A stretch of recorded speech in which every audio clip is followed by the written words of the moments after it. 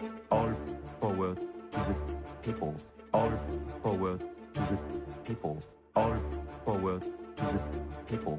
All power to the people.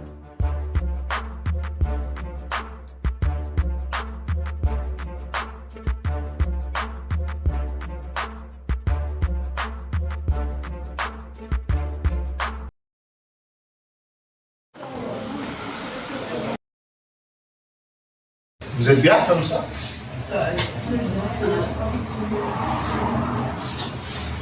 Bonsoir, bonjour, il fait chaud, ça fait plaisir quand même de vous voir nombreuses ici dans nos nouveaux locaux en fait. C'est la première, on va dire, rencontre publique. On a déjà fait des trucs entre nous, mais c'est la première rencontre publique.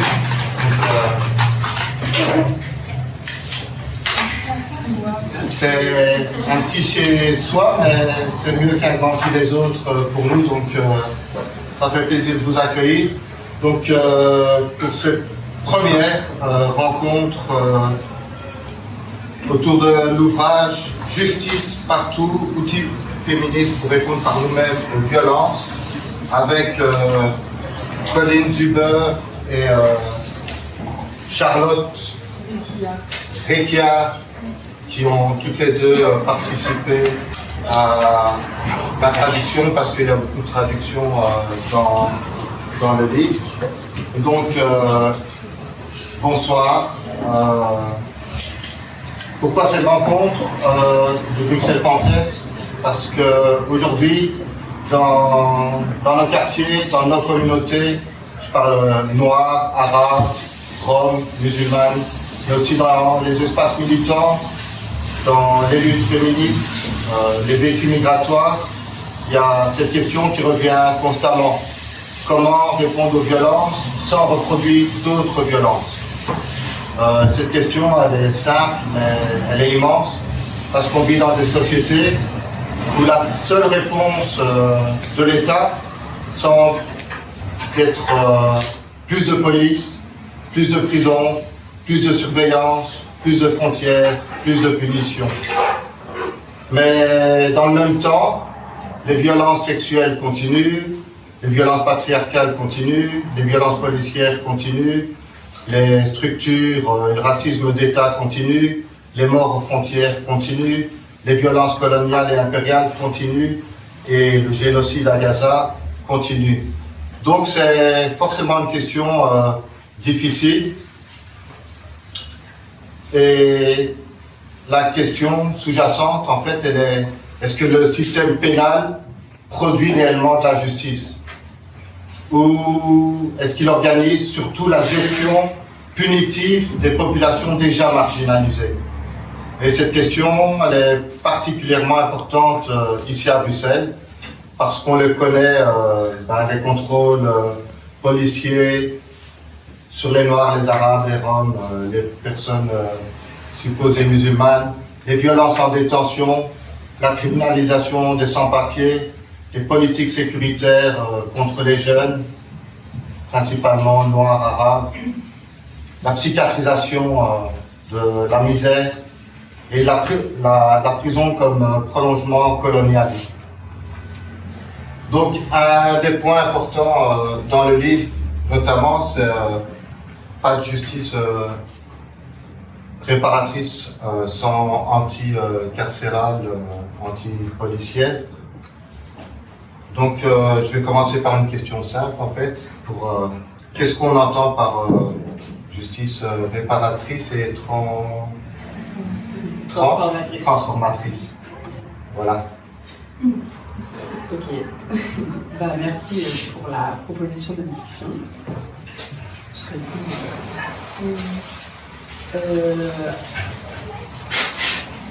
Alors, le livre que l'on a participé avec Charlotte, il parle de justice transformatrice, qui est une sorte de prolongement. Ça s'inscrit dans l'héritage de la justice réparatrice tout en opérant une forme de rupture. Je ne sais pas dans quel sens le prendre, mais la justice transformatrice, c'est le processus de justice extra-pénal, en dehors du système pénal, qui se passe de la police, du système judiciaire et donc de la prison, qui cherche à faire justice en se concentrant sur la réparation du tort tel qu'il est subi par une victime et d'un côté, et opérer une forme de responsabilisation à la fois individuelle, donc de l'auteur du tort, et collective, en considérant que si un tort a eu lieu, c'est qu'il a été rendu possible par tout un ensemble de conditions sociales et de façon d'être dans une communauté, et donc d'essayer de travailler avec, dans cette communauté, ce collectif, ce groupe de gens, à transformer ces conditions pour que la violence ne se reproduise plus. Ça, c'est une sorte de tableau assez grossier de la justice transformatrice. Et ça s'inscrit dans la continuité de la justice réparatrice parce que, comme son nom l'indique, la justice réparatrice, c'est un courant de justice qui a, de ce que je sais, donc je me suis un peu moins intéressée à cette question, mais qui a été théorisé notamment par des criminologues qui ont commencé à remettre en question l'idée que la justice passe par la punition et qu'il s'agissait plutôt de se centrer sur la réparation des torts, et tandis que le système pénal se concentre sur l'auteur et sa punition, et sur l'infraction, il faut rétablir l'ordre qui a été fissuré par l'infraction commise. À l'inverse, la justice réparatrice invite à se centrer sur la victime et à réparer le tort, et parfois à réparer la relation entre l'auteur et la victime selon les acceptions de la justice réparatrice. Donc ça, c'est quand même quelque chose, voilà, ça s'inscrit complètement dans ce sillage, la justice transformatrice. Par contre, la justice réparatrice, peu à peu, s'est adossée au système pénal, voire s'est hybridée complètement avec ce système. Je crois qu'en Belgique, il y a une association qui s'appelle Médiance, qui fait de la justice réparatrice en dehors du système pénal. En tout cas, en France, les mesures de justice réparatrice, elles sont proposées à condition de porter plainte. Donc, même si la plainte est classée sans suite, après on a accès à une mesure de justice réparatrice. Et puis à n'importe quel stade de la procédure pénale, on est censé pouvoir bénéficier d'une mesure de justice réparatrice. Et ça a été critiqué. Et le deuxième point de distinction théorique, c'est que la justice transformatrice, elle se concentre, comme je le disais, vraiment sur les conditions sociales, alors que la justice réparatrice peut avoir une tendance à refermer la compréhension de la violence sur l'axe victime-auteur, et à considérer qu'il faut régler les choses entre ces personnes et qu'il n'y a pas spécialement plus à faire pour faire justice. Et après, c'est aussi des histoires finies sur cette distinction. C'est aussi pas les mêmes personnes qui ont pratiqué la justice réparatrice, qui a été proposée par des professionnels, des services de médiation, de cercles restauratifs, tout un tas de techniques. La justice transformatrice, c'est d'abord un terme qui a été posé par une sociologue quaker très engagée dans la justice réparatrice et les luttes pour l'abolitionnisme pénal, et qui a ensuite été réapproprié par des communautés principalement racisées et féministes,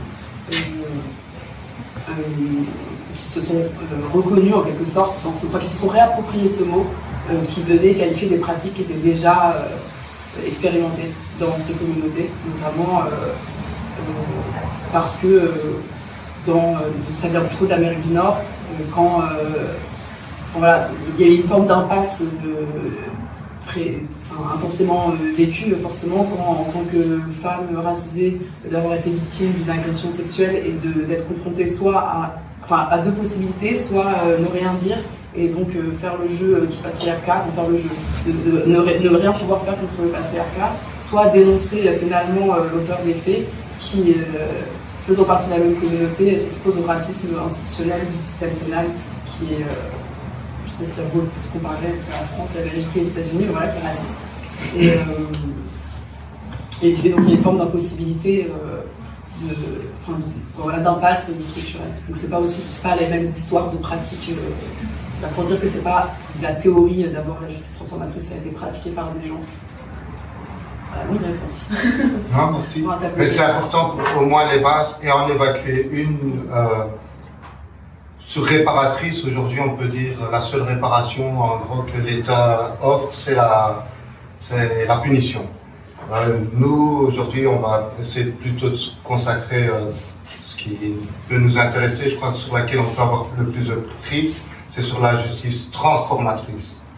Un des trucs aussi qui me paraît important, mais tu l'as dit, justice transformatrice implique aussi forcément le milieu en fait dans lequel on vit, que ce soit race, genre, classe, mais aussi le contexte politique, islamophobie, racisme, suprématie blanche. Et donc... Peut-être je peux rajouter quelque chose. C'est aussi une des différences, je l'ai dit d'une certaine façon, mais dans l'idée de la justice transformatrice aussi, c'est que c'est aux personnes concernées, et par personnes concernées, c'est pas seulement la victime et l'auteur, mais aussi les proches, de se réapproprier le conflit. Et ça, c'est une idée qui vient aussi de la justice réparatrice, en quelque sorte. Il y a une citation d'un criminologue qui s'appelle Nils Christie, qui est abolitionniste, qui dit « le conflit appartient aux communautés ». Bon, ça pose un peu des questions de parler de conflit quand il s'agit parfois d'abus, d'agressions caractérisées, quoi, mais c'est la même idée qu'il y a dans une situation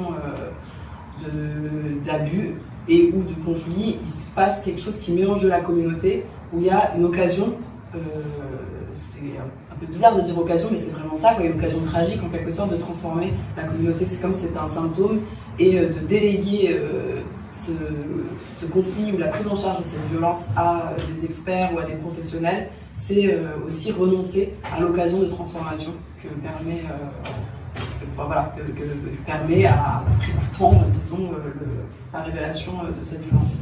Et ça, c'est quelque chose de très important à l'ancrage pour que ça soit fait par les gens qui sont considérés comme les meilleurs connaisseurs, connaisseuses de la situation. Aussi parce qu'ils y ont participé en quelque sorte. Et ça ne veut pas dire qu'il n'y a pas des tiers, des gens formés qui peuvent intervenir, donner de l'aide, ça ne veut pas dire refermer le conflit sur un vase clos, etc. Mais qu'il y a quand même laissé ce pouvoir d'action et à la victime, bien sûr, quand elle a été privée, et au groupe dans lequel cette violence a eu lieu. Sur ces groupes, le livre insiste beaucoup sur les mouvements féministes noirs. Pourquoi ces mouvements ils ont joué un rôle central dans cette réflexion? Oui. Charlotte, elle a participé à la traduction du livre. Moi, j'ai coordonné, du coup, j'ai plus en tête. J'ai participé à l'écriture aussi de la préface et de la conclusion. Je vais répondre à la plupart des questions. C'est prévu. Et si je suis à côté de la table, il faut dire, mais non, ça ne parle pas du tout des féministes noirs. Ah si, ça parle complètement des féministes noires.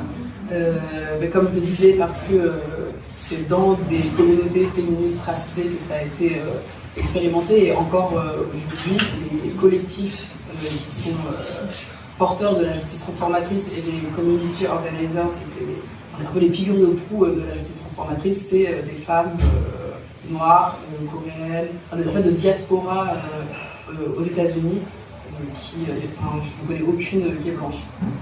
Pour dire, nous on a transmis ces pratiques-là en France, et c'est en fait, on a été invité quasiment que par des librairies féministes, et principalement blanc. Du coup, il y a quand même une sorte de décalage un peu notable, disons, qui s'opère. Mais voilà, ça vient vraiment des communautés racisées. Il y a notamment, dans l'histoire, peut-être qu'on la raconte dans l'introduction, il y a une conférence qui est organisée en 2000 à Santa Cruz, en Californie, par plusieurs personnes, notamment des gens qui font partie de Critical Resistance, un groupe abolitionniste issu du mouvement des droits civiques, et par des féministes noires, et qui, le thème de cette conférence, c'est la violence que subissent les femmes noires. Et par violence, elles entendent aussi bien les violences interpersonnelles que les violences structurelles, d'atteinte aux droits de l'immigration, de racisme institutionnel. Donc aussi bien les violences structurelles, institutionnelles que les violences interpersonnelles. Et il se passe, il y a une énorme influence de personnes, il y a beaucoup de gens qui se rencontrent à ce moment-là. Les personnes qui ont organisé cette conférence ont formé ensuite un collectif qui s'appelle Inside, qui a été aussi très influent dans l'histoire de la justice transformatrice. Et voilà, c'est comme si elle avait touché du doigt à ce moment-là, comme on essaie de le dire, une impasse vraiment très, très compliquée, où à l'endroit un étau qui se resserre sur une position où il est possible de... il faut prendre toutes ces violences-là en considération pour trouver des moyens de se sortir. Et ces moyens-là, ils vont les chercher dans leur communauté parce que faire appel à la prison pour les communautés noires, c'est faire appel à un appareil qui est directement inique pour eux, enfin injuste. Donc c'est cette nécessité-là face au racisme de la prison et du système pénal américain qui les pousse à s'organiser au sein de leur communauté. Et du coup, à l'issue de cette conférence, qui rassemble aussi bien les milieux abolitionnistes américains, c'est un truc qui existe aux États-Unis, l'abolitionnisme du système pénal et de la police, contrairement, je sais pas pour la Belgique, mais en France, c'est pas très. On va être contre les violences policières, mais pour l'abolition de la police, ça semble un peu farfelu. Voilà, qui rassemble ces milieux-là, qui existent aux États-Unis, les milieux féministes blancs, qui j'imagine se prennent une claque quand même, et les féministes noirs. Voilà, il y a des milieux qui se rencontrent à l'occasion de cette conférence, et ensuite ça participe à la création de différents collectifs, dont Generation 5, qui est un collectif qui se centre plutôt sur les questions de violences sexuelles faites aux enfants, un collectif qui s'appelle Creative Interventions, qui collecte des récits et qui a élaboré ce qui s'appelle une boîte à outils, un document en fait, dont on a traduit pas mal de passages, enfin pas mal, non, une toute petite proportion, parce que c'est vraiment un très gros document, voilà, qui font tout un travail de diffusion de ces pratiques, d'outiller davantage de personnes. Et c'est vrai que c'est la conscience à la fois du système pénal, enfin de l'injustice ou du racisme du système pénal, et de l'aspect structurel des violences c'est l'intersection des deux qui donne la justice transformatrice. Et de comprendre, c'est non seulement prendre en considération les violences interpersonnelles et les violences structurelles, et de comprendre aussi qu'en fait elles sont plus qu'intriquées, quoi. C'est que les violences structurelles, c'est l'occasion et le fondement des violences interpersonnelles, et en ce sens, c'est pas possible de faire justice concernant les violences interpersonnelles si on ne comprend pas les axes de domination qui viennent configurer, en fait, créer les occasions et fondements des violences pour ceux qui sont subies et commises entre des personnes. D'où le nom de transformatrice, au sens on essaye de transformer les liens qui nous unissent et du coup la structure même des liens pour éviter que plus de violence ne soit permise. Par rapport aux États-Unis, il y a la question en Belgique aussi, l'abolitionnisme de la prison, c'est pas mainstream, et on peut être contre la police tout en n'étant pas contre l'abolition des prisons, mais aussi le terme communauté, donc que ce soit en France ou en Belgique, communauté, on l'entend souvent traduit comme communautarisme en fait. Je vais parler pour la Belgique, dans un pays qui est fondé ou en tout cas structuré par des communautés germanophones, communautés francophones, communautés néerlandophones, quand 3 ou 4 Arabes se réunissent, c'est du communautarisme. Mais quand il y a des centres culturels spécifiquement blancs ou des regroupements blancs, ça c'est pas du communautarisme. Donc il y a cet aspect négatif sur se définir en tant que communauté, malgré qu'il y a la connotation communautarisme. Je pense que les communautés, donc noires, arabes, non plutôt noires, arabes, marocaines, turques, musulmanes, en communauté, n'ont pas de mal à se définir comme telles. Nous, la communauté musulmane, nous, les Congolais, nous, les Marocains. Donc aussi la conscience des violences d'État que peut subir chaque communauté de manière particulière. Donc quand j'entends les sœurs noires américaines d'hésiter d'appeler la police, en fait je le traduis ici aussi sur un couple de non-blancs où ça se passe mal, la femme, parce que la femme qui a besoin de sécurité, malgré elle sait que si elle appelle la police, en fait les flics risquent tuer son mari. Mhm. Donc c'est quelque chose qu'elle évite de faire, mais ne pas le faire, c'est pas, ne la met pas non plus en sécurité. Donc on a beau être anti-abolitionniste ou pas toute la semaine, dire ACAB, si on a un problème avec son voisin parce qu'il a gardé la voiture un peu trop près de sa fenêtre ou qu'il fait un peu trop de bruit et qu'il est 23 heures, on va pas se mentir, la plupart des réflexes des gens, c'est de vouloir appeler les flics.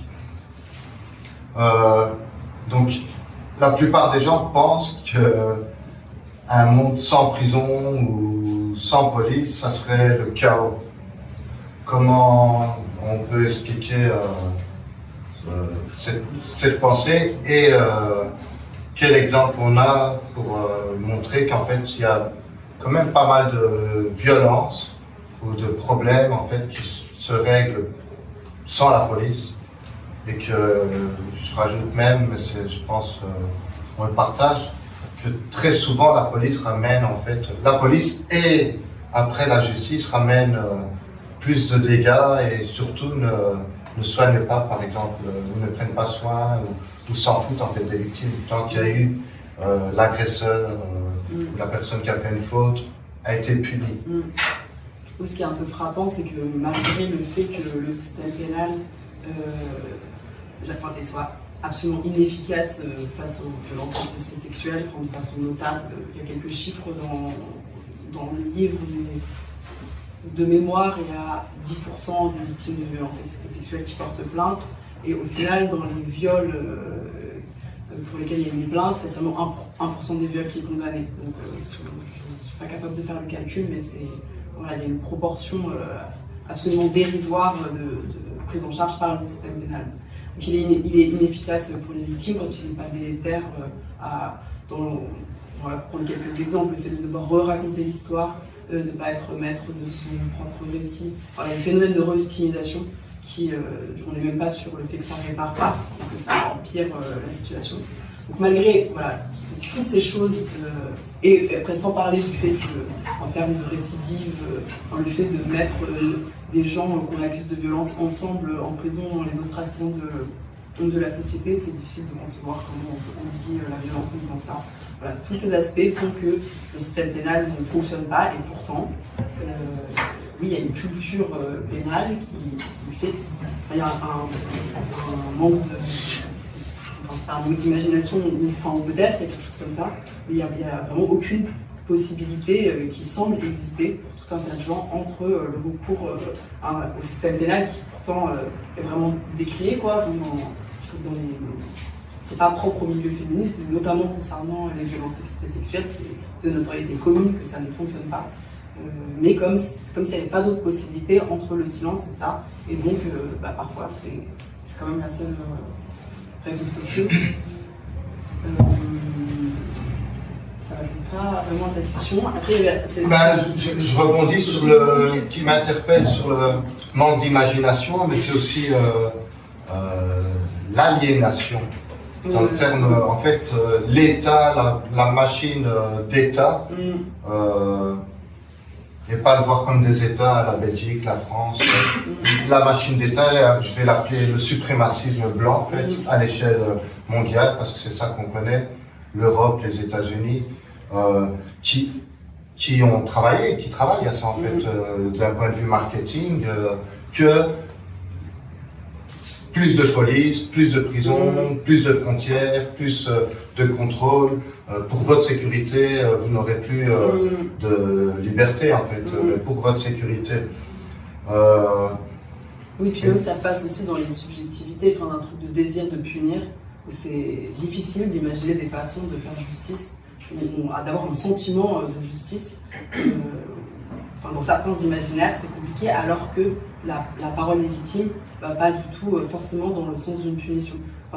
Dans énormément de cas, les victimes vont déposer plainte pour qu'il y ait une forme de reconnaissance ou de sanction symbolique, mais pas du tout une sanction pénale au final. C'est pas quelque chose qui est désiré, que l'auteur des faits finisse en prison. Et parfois même, ça peut être une raison qui fait qu'on ne va pas porter plainte parce qu'on a peur que ça dégénère de cette façon-là, alors qu'il y a un besoin et de reconnaissance et de réparation et que le système pénal fait croire, parce que c'est une structure institutionnelle, que c'est un tiers tranchant, surplombant, donne l'impression que c'est lui qui va pouvoir nous donner la reconnaissance et la réparation.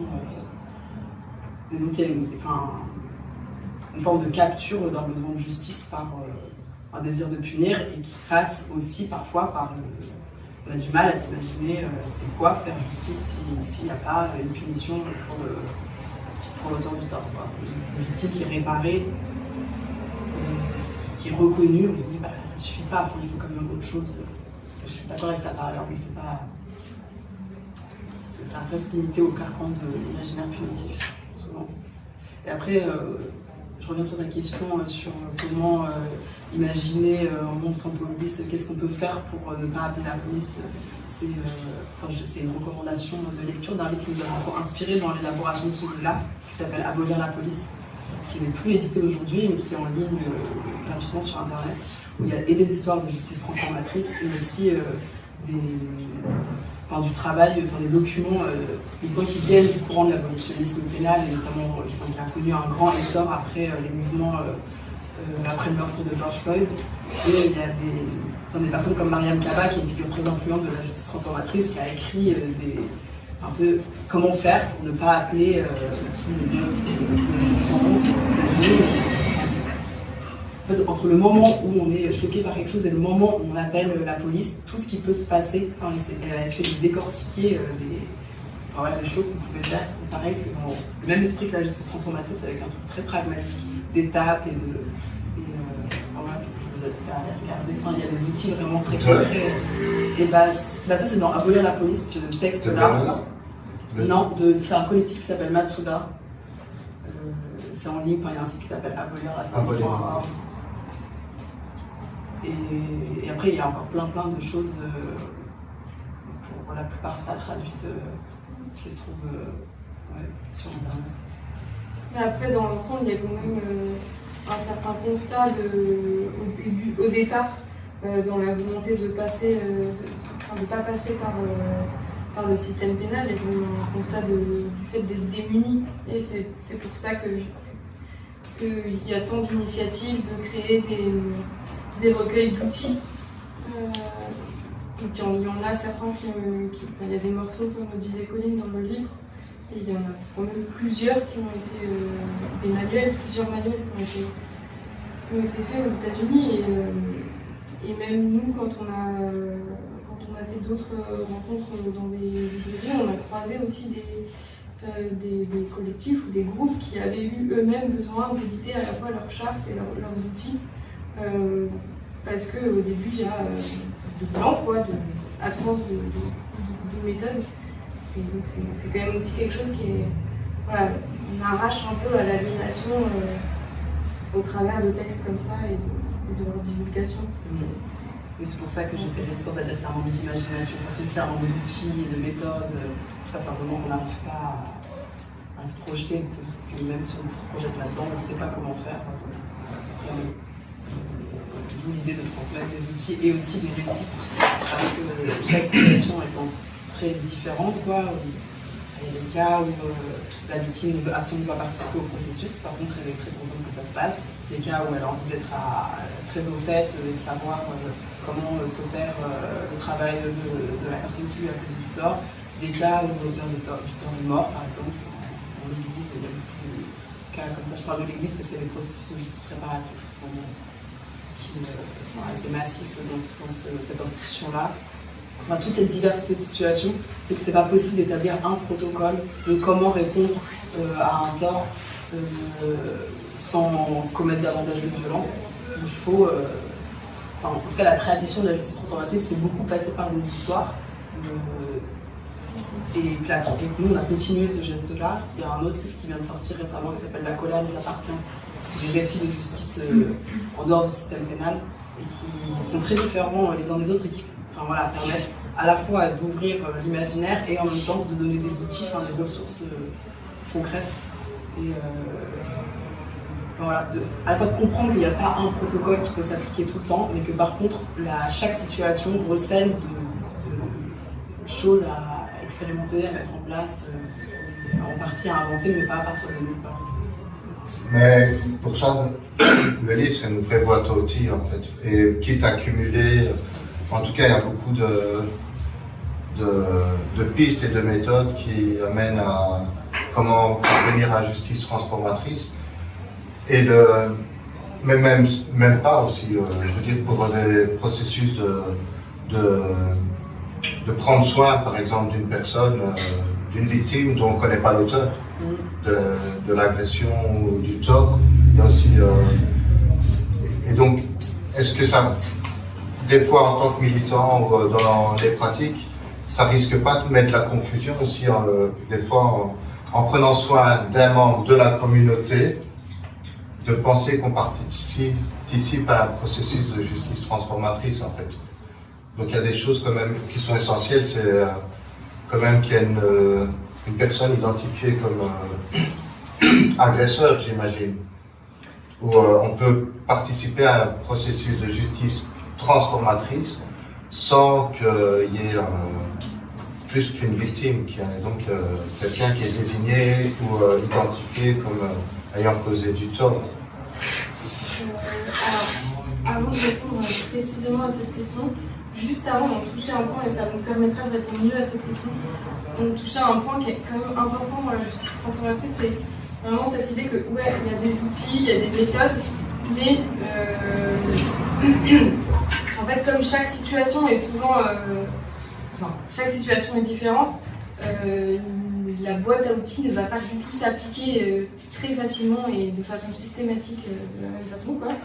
Et par ailleurs, c'est un processus très tâtonnant. Les outils sont produits souvent après coup, en tout cas les boîtes à outils sont produites après coup, après avoir fait tout un processus. Et par ailleurs, souvent il est dit qu'il ne faut pas se fixer, enfin c'est très difficile de se fixer des objectifs. En fait, comme l'idée c'est de parvenir, c'est ça que le mot de processus est important, c'est de, au travers d'outils qu'on met en place, parvenir à une transformation sans que cette transformation, on sache vraiment sans qu'on puisse planifier en fait ce qui va se passer au moment où on met en place les choses. C'est très difficile de se fixer un résultat. Et donc le processus est tâtonnant et ne doit souvent pas être évalué, ça on retrouve beaucoup, ne doit pas être évalué à l'aune de ce qu'on attendait. Et sur la question, tu voulais répondre aussi Non, ça j'ai plus de difficultés.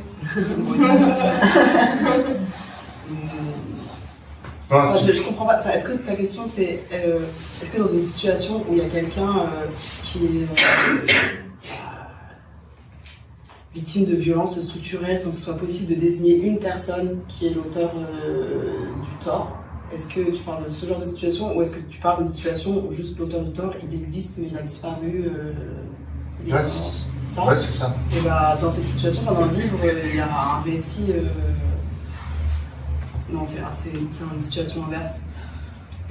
Oui, si, il y a un récit qui parle de ça, enfin, d'une situation où, alors, si je me souviens bien, c'est une femme qui est victime de violences conjugales de la part de son mari, qui est flic.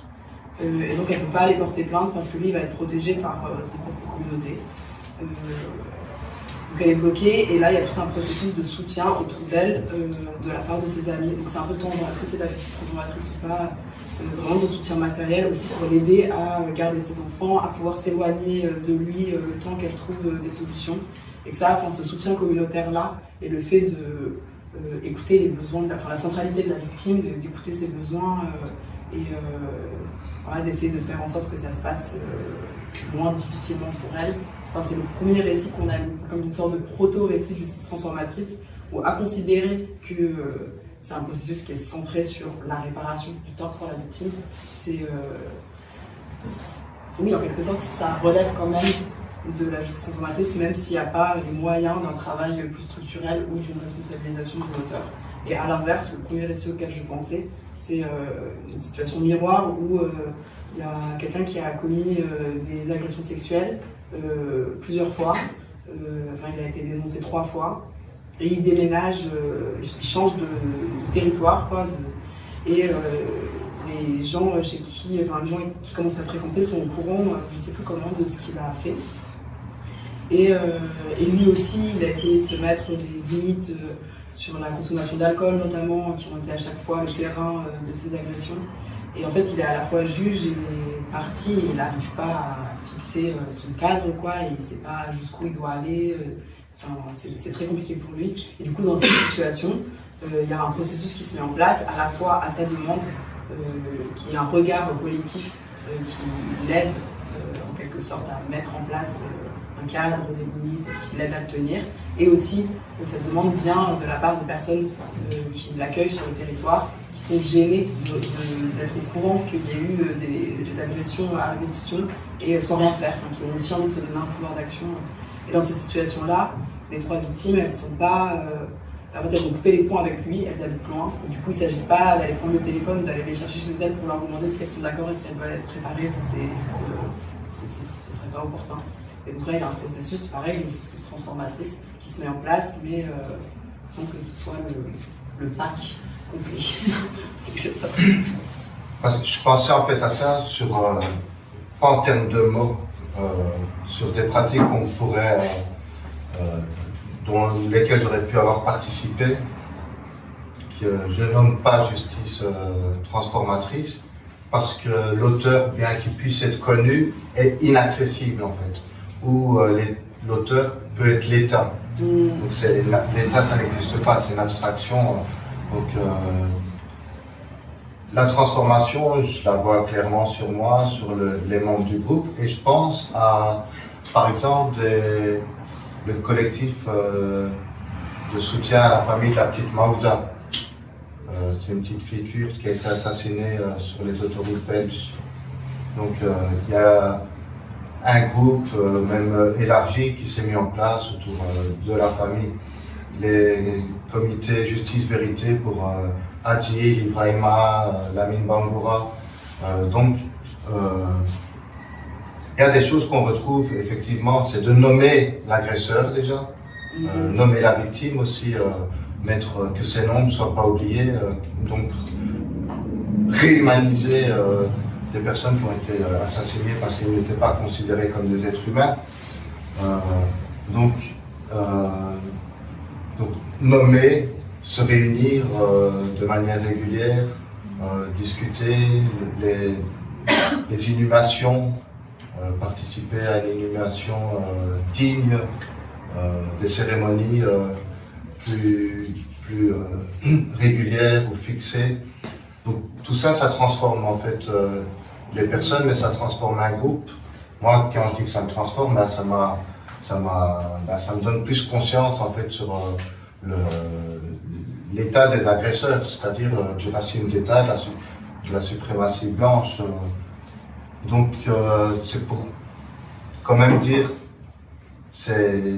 dans ces outils, en fait, il y en a beaucoup qui peuvent servir hors d'un événement en fait qui serait dramatique. Ça peut être pour des événements aussi de prendre soin dans nos communautés.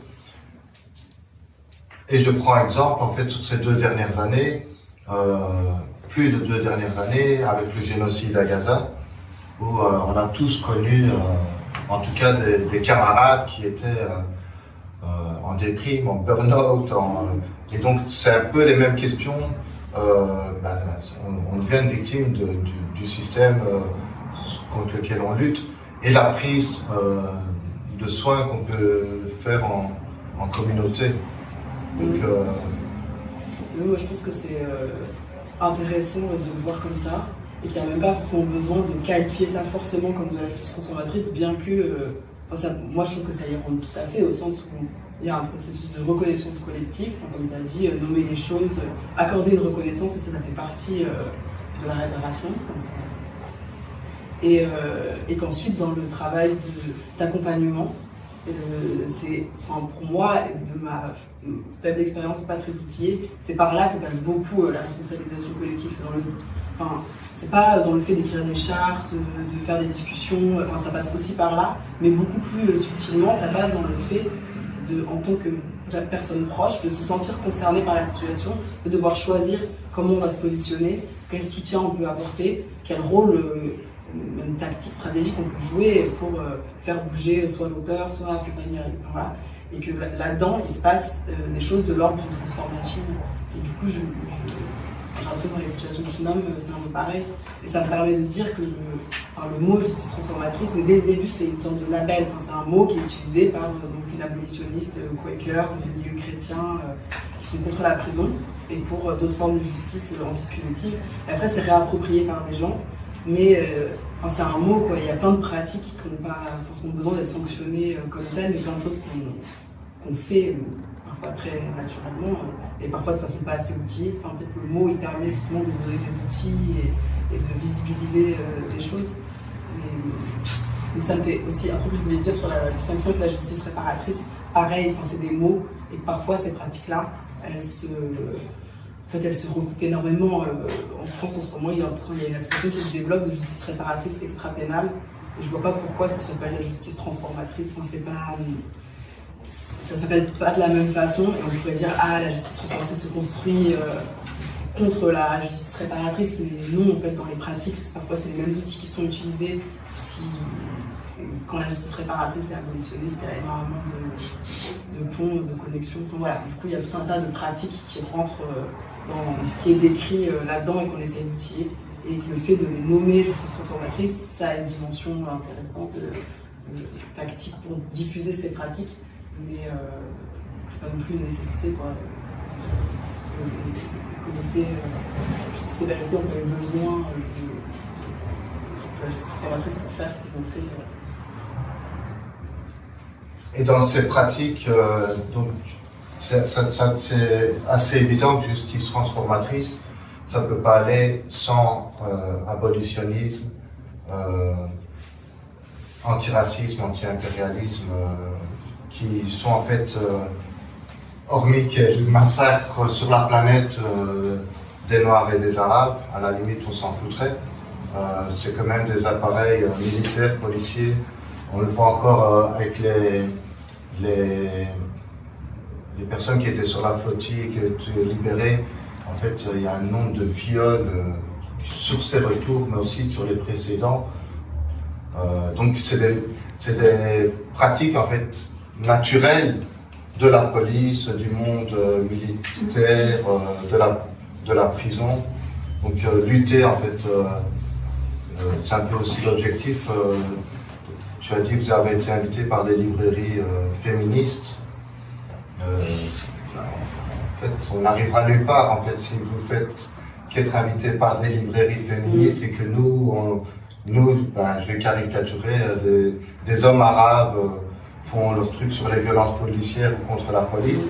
En termes de rapport de force, de rapport politique, on est insignifiant de part et d'autre. Si les choses, pour nous c'est très clair. Bruxelles Panthère, c'est pas une organisation, c'est une organisation politique.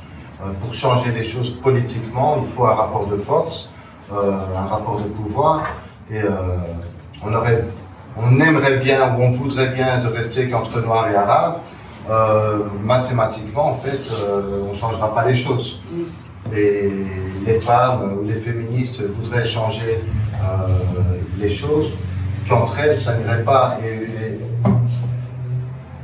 comme ça, avec toutes les minorités, je dirais. Donc l'objectif, c'est de travailler aussi ou de trouver des convergences de travail. Donc il y a quand même l'anticarcéral, la police, l'anti-guerre, et quelque chose qui m'a semblé aussi important, c'est l'autonomie. Je pense à l'autonomie financière, en fait, dont pour les États-Unis, en tout cas, c'est clair qu'on ne travaille pas la justice transformatrice en recevant de l'argent de l'État, qui est aussi une des manières de la justice restauratrice, où en fait, on le voit, que ce soit en France ou en Belgique, tu l'as cité, il y a des appareils d'État en fait qui travaillent à ça. Donc on ne peut pas être financé par l'État pour faire de la justice restaurative, mais en ayant dans la tête d'abolir la police ou la prison. Ça c'est clair, c'est une illusion. Donc encore une fois, pour ça que nous, à notre niveau, la justice transformatrice paraît plus intéressante. Et donc qu'est-ce que je voulais dire en Oui, sur l'autonomie, donc je pense à l'autonomie financière, mais aussi l'importance de l'autonomie des différents collectifs.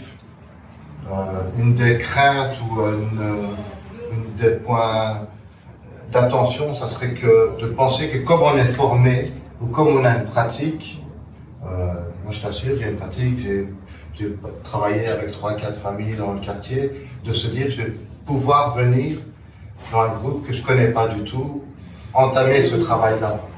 Donc c'est non seulement chaque situation est particulière, mais là aussi c'est intéressant, c'est pas transformateur pour une personne, c'est transformateur pour une communauté. Donc justice transformatrice ne peut être que justice communautaire en fait, si je comprends bien, ou si tu es d'accord avec sur le fait en fait d'avoir des, alors qu'aux États-Unis je pense que ça se fait des médiateurs ou donc comment on fait non seulement pour maintenir l'autonomie de chaque groupe, mais aussi pour promouvoir ça. L'objectif, c'est que ça ne reste pas qu'entre militants, donc c'est que qu'on fasse vague et qu'on puisse influencer, montrer aux gens qu'il y a moyen de régler des problèmes, du viol, mais aux problèmes de voisinage ou même celui avec tes enfants, autrement qu'en passant par le système police. Eh ben, c'est une question qui, je pense, c'est une tension dans la justice transformatrice, d'autant que la question ne se pose pas de la même façon aux États-Unis qu'en France et en Belgique aussi, j'imagine, dans le sens où aux États-Unis, il y a une organisation, les figures de proue de la justice transformatrice sont des community organizers qui, pour la plupart, sont rémunérés par le fait, par les structures qui, comme tu l'as dit, sont indépendantes de l'État et qui ont une forme d'autonomie financière et sont rémunérés non pas pour intervenir dans les groupes, la plupart des personnes disent soit on est mobilisé, on ne vont jamais chercher des situations, soit on vient aller chercher dans ce cas-là les outils des gens qui peuvent ensuite faire par eux-mêmes, soit certaines disent moi j'interviens que dans des groupes où je connais les gens, ça va venir débarquer et apporter la solution. Mais du coup, ces gens sont plutôt rémunérés pour diffuser les outils, les récits, faire grandir ce mouvement. C'est des gens qui font d'autres choses aussi. En fait, c'est des militants, mais professionnels en quelque sorte. C'est un statut qui n'existe pas vraiment, en tout cas en France. En tout cas, beaucoup moins, c'est beaucoup moins répandu. Et du coup, souvent, une question qui arrive, c'est comment on fait pour pas s'épuiser dans ce genre de processus qui prend énormément de temps, énormément d'argent. Et c'est vrai que c'est une question qui, après, on n'est pas non plus payé pour faire de la politique et on en fait quand même parce que c'est important. Il y a aussi une forme de... Oui, c'est épuisant de faire de la politique. Mais, voilà, c'est une réponse un peu insatisfaisante, mais qui vaut quand même. Et après, peut-être Despinette, tu pourras en parler. Je cite souvent Matrice, des groupes qui, à l'exemple de ce groupe, Bruxellois, qui outille des personnes pour les laisser, pour laisser une forme d'autonomie, pour laisser l'autonomie des communautés, de considérer que les gens sont les personnes qui connaissent le mieux la situation, qui ont participé, qui vont pouvoir avoir des leviers pour agir et sur la responsabilisation de l'auteur de violence et pour entourer la victime, etc. Donc c'est ces personnes, les personnes concernées qui sont les plus aptes à comprendre aussi comment déverrouiller des situations, les faire évoluer, etc. Mais que par contre, on a besoin d'outils et de ressources, que parfois, pris dans la tempête de révélation de violence, etc., avoir un regard tiers, extérieur, c'est extrêmement soutenant pour se sentir avalé. Et du coup, c'est une notion d'autonomie, une forme de s'appuyer sur ses propres ressources et en même temps d'aller chercher du soutien extérieur auprès de gens qui laissent être le pouvoir d'action des gens. Ça ne répond pas du tout à tout ce que tu as dit. Tu veux réagir, Despina? En fait, je vais y aller parce que je vais ramener mes enfants, je voulais juste dire un truc. Leur dire, je trouve ça vraiment bien que le Conseil Panthère invite et se rapproprie cette question de la justice transformatrice. Et quand tu cites les pratiques des comités de soutien, le soutien aux camarades palestiniens, les comités vérité et justice et tout ce qui a été planté, je pense que c'est vraiment important de pouvoir quand même utiliser le terme justice transformatrice pour parler de ça, parce que j'ai l'impression que ces dernières années ça commence à devenir à la mode ici, et qu'il y a beaucoup de groupes qui commencent à utiliser ce terme pour des pratiques qui le vident de sa charge abolitionniste, de son héritage abolitionniste, et moi la crainte que j'ai, c'est que dans les années à venir, il advienne pour la justice transformatrice ce qui s'est passé pour la justice restauratrice, c'est-à-dire que toute la charge de transformation de paradigme social, quoi, ça se perd petit à petit, quoi. Et je pense à une table ronde où vous avez été invité, où il y avait des gens qui se réclament de la justice transformatrice. Et il y a 4 principes dans la justice transformatrice. Le 4e, c'est le changement des conditions qui ont permis que le tort soit aboli, mais donc le changement des conditions aussi politiques. Et cet héritage abolitionniste, en fait, c'est souvent zappé. C'est zappé, et je pense que des collectifs et c'est beaucoup des collectifs blancs aussi, et du coup je pense que ça, oui, il y a déjà de la justice transformatrice quelque part qui se fait partout par plein de communautés, mais le fait de revendiquer ce terme, ça peut aussi couper l'herbe sous le pied de ce que ça risque de devenir, quoi, si on continue dans le... Enfin, tu vois, je parlais du fait que il faut que les féministes et les collectifs antiracistes arrivent à... que ceux qui mettre dans l'abolitionnisme autre chose qu'un slogan à câble, mais un projet avec des objectifs, des étapes, et qui en font une pratique concrète, se mettre en contact avec des personnes qui sont plus dans des pratiques aussi micro-politiques et qui revendiquent ça. Moi, je voulais juste dire ça. Super. Merci Jasmine. Et moi je te rejoins en fait sur... effectivement, tu connais Bruxelles Panthère, on est tous identifiés comme un collectif féministe.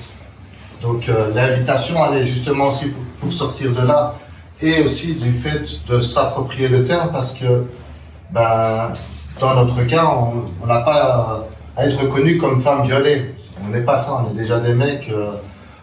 Donc on pourrait plutôt être étiqueté, et je crois que c'est le cas dans la diffamation qu'on peut subir, comme masculiniste, ou même violeur, ou toxique. Pour moi, la justice transformatrice, en fait, elle est bien plus que dans nos cercles militants. En fait, c'est un mode de vie, et encore une fois, communautaire.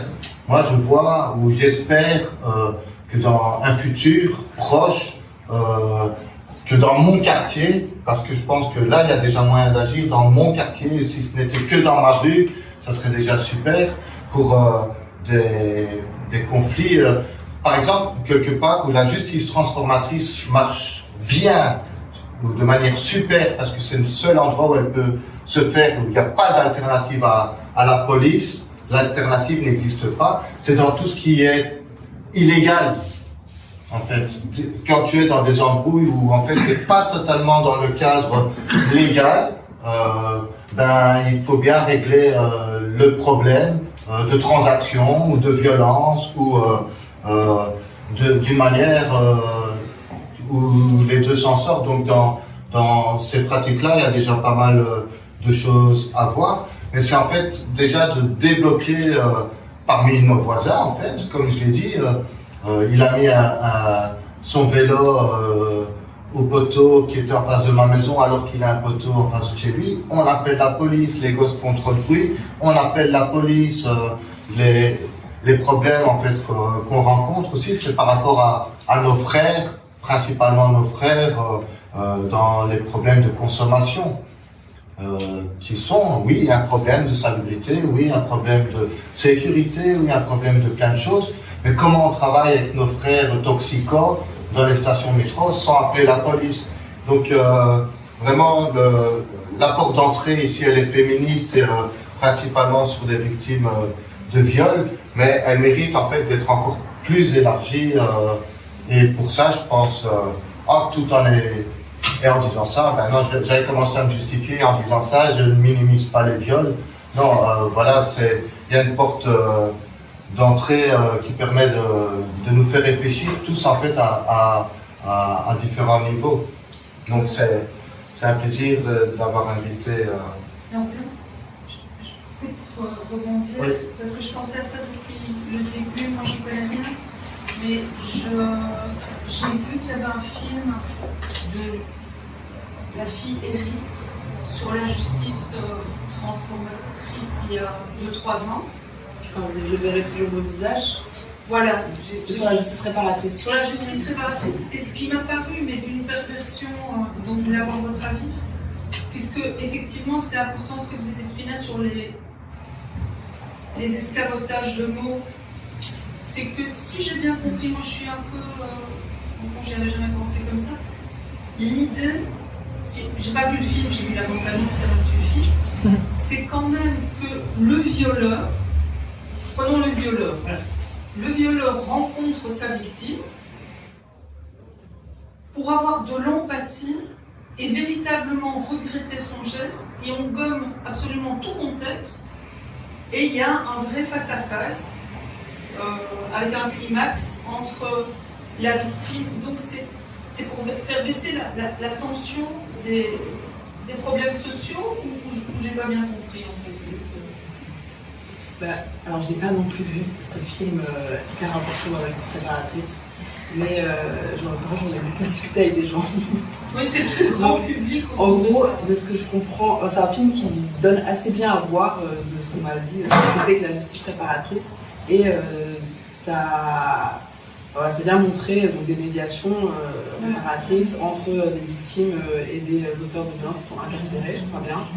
Et la plupart, en tout cas tout un tas d'auteurs de violences sont noirs et arabes, et les victimes sont blanches, et c'est jamais vraiment nommé dans le film. Enfin, c'est un fait. Après c'est un fait quasiment sociologique. Quand je viens dans les prisons, oui, c'est comme ça, mais juste à nouveau de recentrer le problème de la violence sur un dialogue sans nommer ce qui fait que c'est ces hommes-là qui sont en prison. C'est sûr que ça a des limites, et je pense que c'est vraiment assez représentatif justement des limites de la justice réparatrice, où je pense que c'est une tension dans tout processus de justice, quoi, de faire redescendre une forme de tension, oui, une forme de tension sociale qui est apaisée.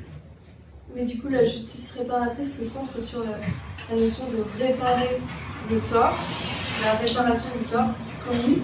Et donc ça concerne effectivement surtout la victime qui fait une démarche de rencontrer la personne qui a commis le tort, ou alors une personne qui a commis le même type de tort mais pas la personne en question. Et la justice transformatrice a pour objectif de transformer les conditions dans lesquelles la violence a eu lieu. Donc on est vraiment beaucoup plus loin, c'est vraiment extrêmement différent finalement. Même si par contre, dans la justice transformatrice, il va parfois y avoir des moments où on va prendre quelque chose de la justice réparatrice si la victime en émet le souhait. C'est un travail en amont. Oui, exactement, c'est un travail en amont. En un sens. C'est éviter qu'il travaille. Oui, voilà. Et on va s'interroger sur ce qui fait qu'il peut y avoir ce type de violence dans nos communautés, dans nos groupes, et on va essayer non pas de réparer le tort qui a été commis, même si ça doit quand même être pensé, mais essayer de transformer les conditions qui font que ces violences ont lieu, et donc le travail en amont. Je parlais tout à l'heure de rapport qu'on fait de la politique, donc il y a le rapport de pouvoir. Ce que j'aime bien aussi, qui est clairement dit, c'est qu'on ne peut pas non plus prétendre de toujours avoir les mains propres. Malgré ça, ça sera moins violent que la police et la prison, mais que dans des processus en fait de réparation et transformation, l'auteur du 4e viol ou du 3e viol, il se fait éclater ses jambes ou la gueule, ou il se retrouve dans le canal. Donc il y a aussi des fois des méthodes où ça sort de la bonne morale en fait, et qui peuvent exister dans des quartiers où je pense que ça doit être une vérité scientifique, vu que la plupart des gens ils disent prison après un tort.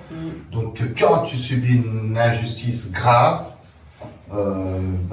la transformation pour la communauté, c'est peut-être aussi des fois de se débarrasser d'une personne, pas juste par un bannissement. Donc voilà, il y a quand même pas mal de choses qui sont pointées. Donc sur ça, le fait d'avoir pas toujours les mains propres, la temporalité, c'est jamais des temporalités courtes en fait. On peut pas se lancer dans un processus comme ça et se dire dans 3 mois tout sera réglé. J'ai l'impression que la moyenne elle est 2 ans pour des processus qui ne se terminent peut-être jamais. Comme il y a la recommandation de poser des échéances pour lutter contre l'épuisement. Oui, sur le fait de ne pas garder les mains propres, en effet, la justice transformatrice, elle serait contradictoire avec elle-même si elle disait que c'est comme ça qu'il faut réagir à une violence subie. Le principe de centralité des victimes, des attentes des victimes, fait qu'il faut ouvrir les possibilités de réponse à un viol et que briser le monopole du système pénal, faire en sorte qu'il y ait d'autres possibilités désirables de victimes de répondre à un tort subi. Et ça peut... du coup, la possibilité de la vengeance ou de la riposte, de l'autodéfense, de la riposte directe, j'ai pas de problème avec ça. Ça relève pas de la justice transformatrice, mais si cette possibilité n'existait pas, la justice transformatrice deviendrait une chose obligatoire qui se contredirait elle-même, en quelque sorte.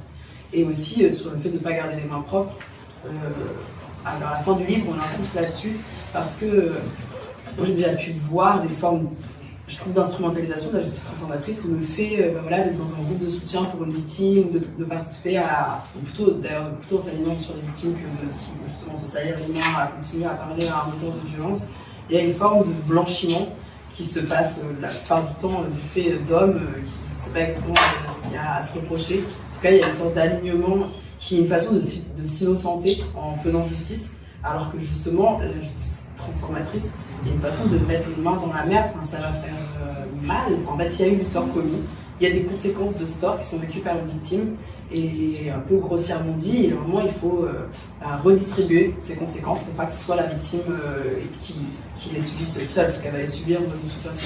Et que ça impose aussi de faire assumer les conséquences de son acte à un auteur de violence, et donc ça implique très souvent de la séparation des espaces, le fait de reconnaître et ce qu'on a fait, ce qui a mené, les conséquences que ça a eu, c'est douloureux, et des engagements concrets qui peuvent être vécus comme coercitifs en quelque sorte. Alors même que la justice transformatrice se dit anti-punitiviste, en tout cas certaines branches se disent anti-punitiviste, qui est peut-être aussi une façon de se blanchir ou de s'innocenter, parce que oui, ça va forcément être douloureux à des endroits. Il n'y a pas d'idée d'une justice comme ça, la justice pénale, justement, elle se revendique innocente, et donc elle peut mettre des gens en prison de façon tout à fait innocente, parce que justement elle n'assume pas le fait que si elle se met pas en jeu en pouvoir être jugée aussi des positions qu'on prend, du jugement qu'elle. Après, dans l'être Simon Montréal, il y a quand même cette expression, elle vient aussi du fait que dans la justice transformatrice s'occupe de violences qui se sont passées au sein de nos communautés, en un sens. Du coup, c'est reconnaître que nos communautés, nos groupes sont traversés par ces violences-là, et notamment par des structures de domination qui permettent ces violences. Et que du coup, il s'agit aussi de se regarder soi-même au travers de ces processus. J'ai une petite question par rapport à ça, parce que tu viens de parler de processus de blanchiment. En fait, d'après ce que j'ai cru comprendre de la justice transformatrice, donc il y a notamment un groupe qui va se mettre en place autour de l'auteur et qui va lancer un processus de responsabilisation. Et en même temps, ce qui me pose question, c'est que, d'après ce que j'ai cru comprendre, il s'agit de ne pas essentialiser l'auteur dans sa position d'auteur, mais de réinscrire l'acte qu'il a fait dans un contexte plus global, à l'échelle d'une communauté et aussi d'une société. Mais alors, qu'est-ce qu'on fait concrètement quand, par exemple, l'auteur va produire des paroles quand il va faire un retour sur son acte, qui va expliquer en disant justement dans mon enfance, par exemple, j'ai subi ceci ou cela, moi-même j'ai été victime, j'ai été imprégné de la culture du viol, etc. Est-ce qu'il y a quel est le seuil d'acceptabilité en pratique pour cette parole-là? Et est-ce qu'il n'y a pas un risque dans toutes les expériences de justice transformatrice, malgré tout, de surresponsabilisation de l'auteur aussi? Ou alors, enfin, où se situe le seuil? Et ça rejoint un peu ce qu'avait dit Despina avant de partir, de peut-être un dévoiement de la justice transformatrice, peut-être aussi qui peut s'opérer dans certaines pratiques.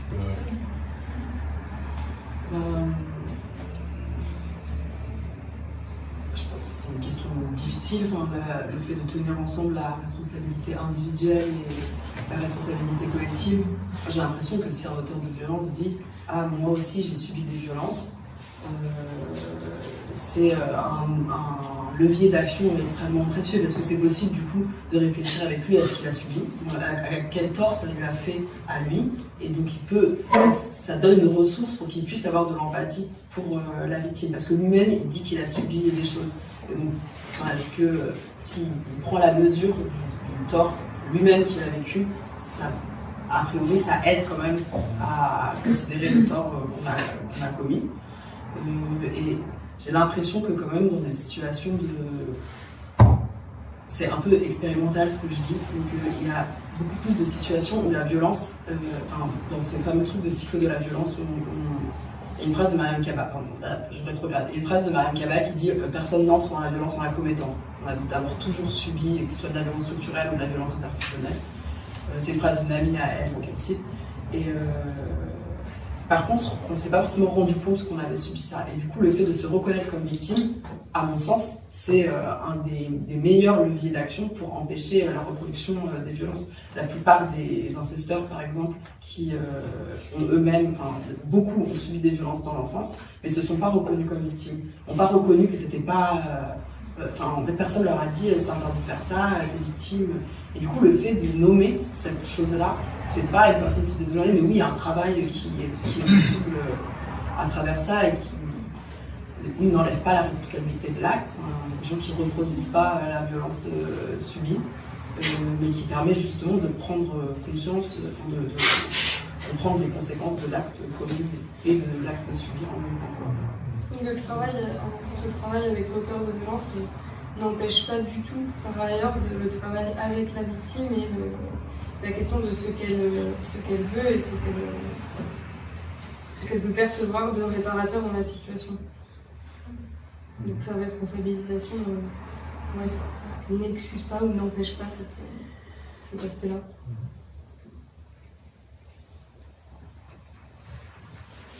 Des questions La surresponsabilisation. C'est pas un sens, j'aurais envie de dire pas vraiment, étant donné qu'il y a quand même un retour aussi sur le contexte, le groupe dans lequel ça a été fait, donc il y a aussi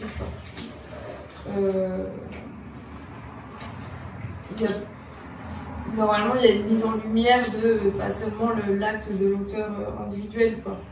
Il y a une tentative de réflexion sur c'est quoi la dynamique du groupe en général, et qui se fait au travers des choses qui sont mises en place et du coup des personnes en fait qui prennent part au processus en disant ok, moi qu'est-ce que je peux faire, qu'est-ce que je peux amener, porter dans cette situation, et je me pose cette question et au travers de cette question je m'aperçois de comment je me positionne dans le groupe avec les autres. Je trouve qu'il y a beaucoup de liens à faire avec le harcèlement scolaire. Moi, ça m'a apparu fort ici. C'est la justice transformatrice, parce que là, on est face à des mineurs entre eux. On ne va pas. Voilà. Je trouve que là, il y a un travail énorme à faire. Ça me parle beaucoup par rapport à travailler avec les enfants qui ont été harcelés, qui sont devenus des harceleurs. C'est un travail communautaire lié à une école. dont on doit prendre la mesure parce qu'on a de plus en plus de cas. On est confronté à de plus en plus. Après, cette violence-là, elle vient aussi, c'est structurel, la société est de plus en plus violente. Donc nous, dans les écoles, on est face à de plus en plus de violence. Ça ressurgit quoi, au niveau des enfants. Mais là, si je lis le livre, je peux trouver des idées ou pas. Moi, j'aurais envie de dire oui. Oui. Qu'est-ce que tu en penses, Pauline? Tu me diras. Ouais. J'espère. J'ai l'impression que les écoles, c'est un lieu où il y a beaucoup d'expérimentation de prise en charge de violence, depuis le conseil de discipline et l'exclusion. Pendant 3 jours, c'est pas très satisfaisant. Et ouais, j'ai déjà, avec des amis qui sont pions ou profs, entendu pas mal de récits en fait, assez expérimentaux, de gens qui tentent de faire dialoguer, mais aussi en effet parce que c'est des mineurs, et du coup le réflexe punitif il est moins évident. Pour dire à la fois que ça existe déjà sous plein de formes qu'on ne connaît pas et qu'il y a encore un milliard de choses à inventer. Si ça, Et à documenter. ça fait écho avec un truc dans le livre où l'objectif d'une ORIA, c'est de mettre fin à l'inceste sur 5 générations. Donc aussi, quand on fait de la politique, il faut être capable de ça en fait. Et encore une fois, comment changer les choses, pas dans 3 mois ou dans 6 mois, mais comment mettre fin à la culture du viol sur 5 générations. Ben, effectivement, il faudra avec les écoles, il faudra avec les plus jeunes. Mais c'est aussi des temporalités en fait qui me semblent... je crois que les gens doivent me prendre pour un dingue si je leur dis dans 50 ans, espérons qu'il n'y ait plus de police. Tu vois, on veut du résultat demain.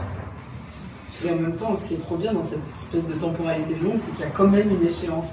C'est pas un horizon utopique, l'abolition un jour, on ne sait pas comment il y aura plus de police. Parce qu'il y a comme disait Spina, il y a des étapes, et il y a un horizon un peu concret. Il faut se donner les moyens d'arriver à cet objectif. Ça me fait penser encore. Écho sur la question, ce que tu disais sur l'empathie. Ça revient un peu en arrière, mais l'inceste, je trouve que c'est un bon moyen de voir ça, et presque je dirais que le harcèlement scolaire aussi, parce que aujourd'hui, justement, on peut être aidé par au moins le fait que l'inceste, c'est plus un tabou. Parce que par exemple, le fait que des personnes, on entend nier qu'elles ont vécu ces violences-là parce qu'elles n'étaient pas nommées comme violences. Et que pour moi, il y a aussi un peu contextualisé, je ne sais pas, c'est une hypothèse que je fais, mais contextualiser le fait que cette justice transformatrice, elle vient aussi à un moment où on nomme les violences et on se rend compte qu'on ne les avait pas nommées. Et par exemple, et c'était juste pour appuyer ce que disait Pauline tout à l'heure, sur l'inceste, il y a peu de travaux qui ont été faits. Et un des livres, un travail de Dorothée Lucie sur l'inceste, le berceau de la domination, c'est un peu ce que disait Pauline, je trouve, parce que là, elle fait clairement, elle va voir ceux qui en ont commis, et en fait, on remarque que dans les familles, il y en a eu beaucoup. Donc c'est quelque chose qui se transmet sans se dire de génération en génération, et ces violences-là ne se racontaient pas. Donc comment on peut raconter qu'on en souffre, comment on peut les voir aussi comme ça, et là, je parle même pas entre la victime qui capte qu'elle en souffre, mais la société entière qui se dit mon voisin souffre de ça, ou je souffre de... Enfin, ça nous concerne tous en fait, cette souffrance. Et pour le harcèlement scolaire, moi ça me fait penser aussi parce que la violence envers les enfants n'ont pas été reconnus pendant longtemps comme des... Voilà, la racine du mot enfant, elle le dit Dorothée Lucie aussi, ça veut dire sans voix. Donc longtemps l'enfant il pouvait subir, c'était pas, il n'avait pas beaucoup la parole ou son mot à dire. Et donc pareil, comme on a pu analyser ce qu'il encaissait et comment il souffrait. Et voilà, c'était juste, j'ai l'impression que l'empathie, moi j'y crois, en tout cas cette histoire-là, que les auteurs puissent parler de ce qu'eux-mêmes ont vécu, parce que je crois que ça peut amener à justement à nommer ces violences que beaucoup de monde vit en fait, enfants, femmes, hommes. J'ai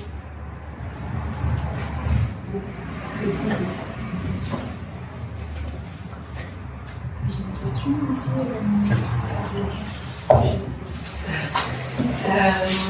Moi, je me pose des questions par rapport à la centralité de la victime.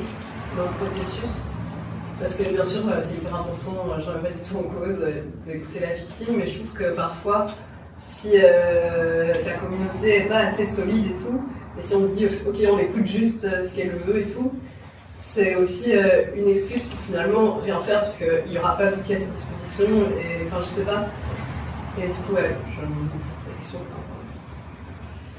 Oui, je trouve que c'est un endroit un peu problématique. Enfin, j'insiste beaucoup sur la centralité des victimes parce que la justice transformatrice est passée en France dans les milieux militants beaucoup pour prôner, pour dénoncer le call-out, la dénonciation publique et pour réhabiliter les auteurs de violences. Donc dans des milieux queer, féministes principalement. Donc c'est quand même une forme de dévoiement assez magistral. Et qui fait que ça a aussi été rejeté du coup, de réhabiliter en fait un féminisme carcéral parce que ça ne va pas réhabiliter les auteurs de violence. Donc j'insiste sur la centralité des victimes, mais je m'étais déjà dit que c'était un peu trop vite de dire ça comme ça, parce que centralité des victimes, de mettre la victime au centre, c'est aussi lui donner évidemment du pouvoir, ce qui est super, mais énormément de charges, comme si c'était à elle de tout décider, de devoir tout surveiller, etc. Je veux dire, même pour une victime, d'être au centre, parfois c'est pas la place qui est désirée. Par contre, ce que j'entends par là, ça veut dire de vérifier que ça va pas nuire à la victime, que c'est pas possible de faire les choses contre elle, en quelque sorte, mais que parfois, ça veut pas dire que c'est elle qui doit être à l'initiative de tout. Moi, j'ai l'impression que plutôt, plus les initiatives sont collectives, viennent justement d'autres personnes qui se sentent concernées, plus ça a de force, même de légitimité, parce que en fait, tout faire reposer sur la victime, c'est aussi les gens qui vont dire, mais en fait, même en disant je te crois, au fond, on se dira ces demandes sont abusées, ça va trop loin.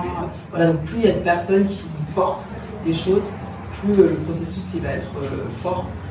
Voilà, par centralité de la victime, j'ai l'impression que ce qu'il faut entendre quand même, c'est pas elle la mettre devant en première ligne et qu'elle se prenne tous les coups, mais de s'assurer que ça va pas lui causer davantage de tort, tout simplement. Et aussi de respecter ses temporalités, ses mots, c'est une meilleure façon de le dire.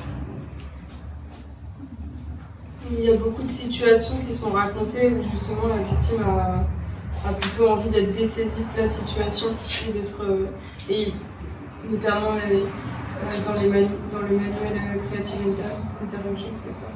Ils insistent sur le fait que la première chose à faire avec les victimes, c'est leur demander si ça leur va à telle et telle démarche.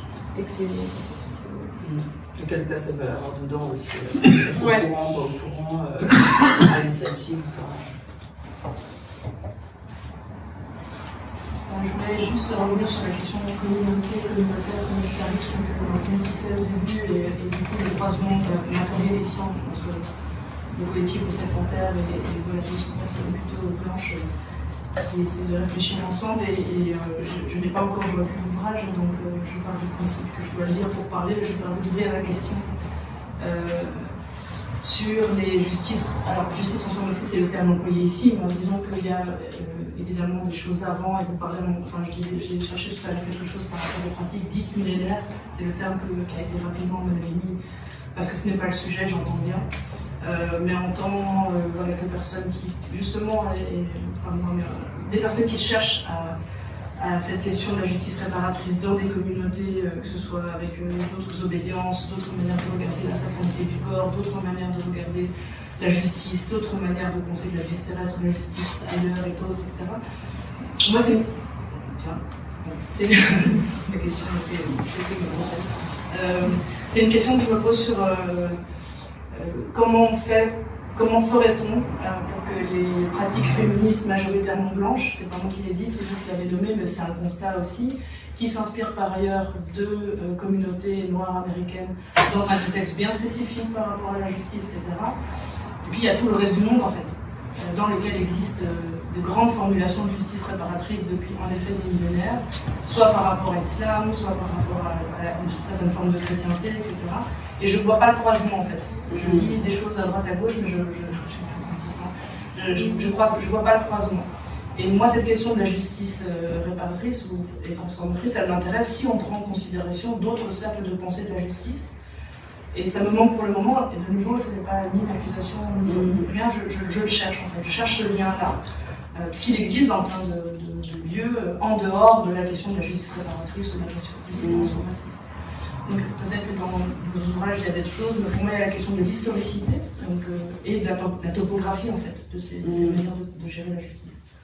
Voilà, c'est une question slash observation slash questionnement. En fait, pour revenir sur le terme pratique parfois millénaire, c'est comme ça qu'on l'a dit, c'est parce qu'au début on avait écrit que ça venait, que c'était très inspiré des pratiques autochtones au Canada, des populations autochtones qui avaient avant la colonisation des cercles de restauration, enfin une pratique de la justice réparatrice très avancée.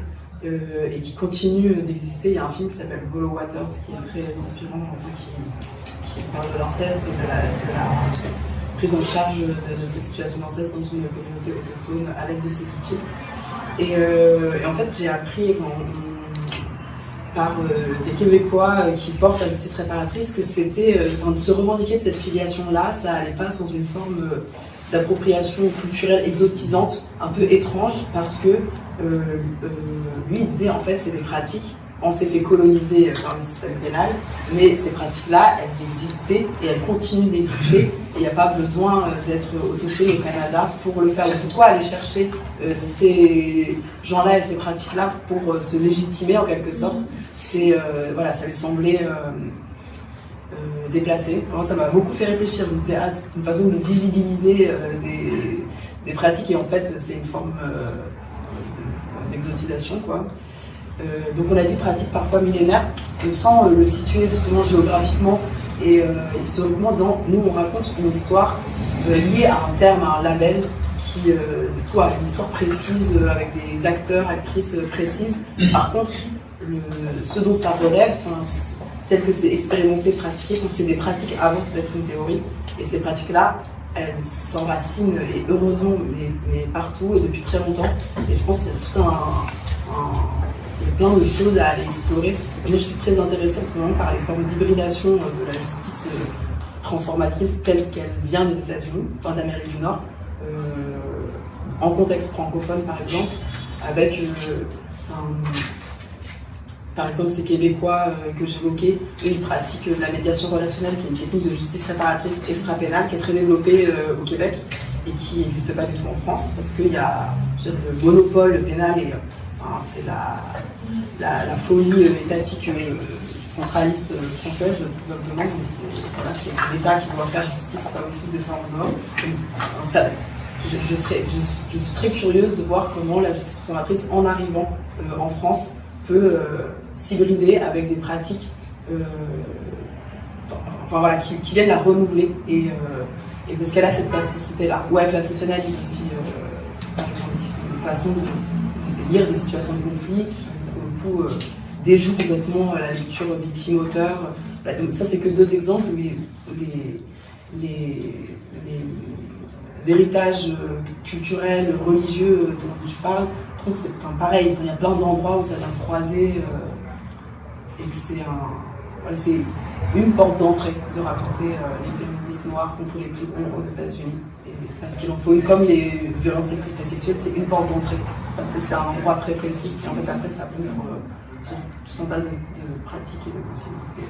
Je trouve, ce que tu dis, de penser aux questions de justice réparatrice au sens des réparations, peut-être qu'on les entend au droit international, imaginez que ça existe pas mais c'est plus la question des réparations. Je pense par exemple aux multiples génocides, que ce soit au Congo ou au Rwanda, avec des pratiques de réparation depuis les communautés diasporiques par exemple, qui se posent la question du ici par rapport à des contextes post-coloniaux, ok, mais dans un territoire complètement impérialiste ici.